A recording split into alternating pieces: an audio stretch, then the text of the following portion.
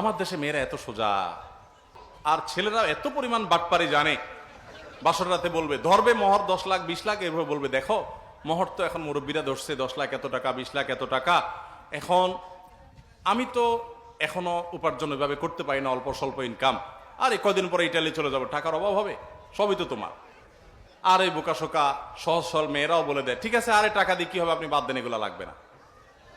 তো তুমি মাফ করে দিছো তো? হ্যাঁ আমি মাফ করে দিছি, শেষ। এই চান্সে ফেলায়া মেয়েদের বোকা বানায়া এই বাটপারি করে পুরুষগুলো সব মহারণা মাফসাফ করে নেয়। এবার বেচারি মহিলা হুজুরের কাছে প্রশ্ন দেওয়া লাগে যে পকেট থেকে চুরি করে নিতে পারবো কিনা।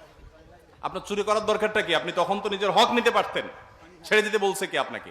অবশ্য না ছেড়ে উপায় নাই, কারণ মহিলা যদি বাসরাতে বলে যে না চান্দু টাকা দেয়া ছাড়া কথা নাই, আগে মোহর পরিশোধ করো, তখন তো বলবে বাপরে বাপ, এই মহিলার সাথে ঘর করবো কেমনে, ওই বাসর থুয়া ছেলে পালাবে। আমাদের সমাজে মেয়েদের অধিকার আমরা নানাভাবে বলন্টিত করি এবং নষ্ট করি, তাদের মোহর ঠিক মতো দেই না। তো যাই হোক, মা বোনদের অধিকার তাদের পাওনা দিয়ে দিবেন, টুকটাক তাদের হাত খরচে দেওয়া উচিত। তাদের মা আছে, বাবা আছে, খোঁজ খবর নিবে, যতটুকু পারেন সাধ্য অনুযায়ী তাদেরকে খোঁজ খবরের জন্য বা হাত খরচের জন্য টাকা পয়সা দিবেন।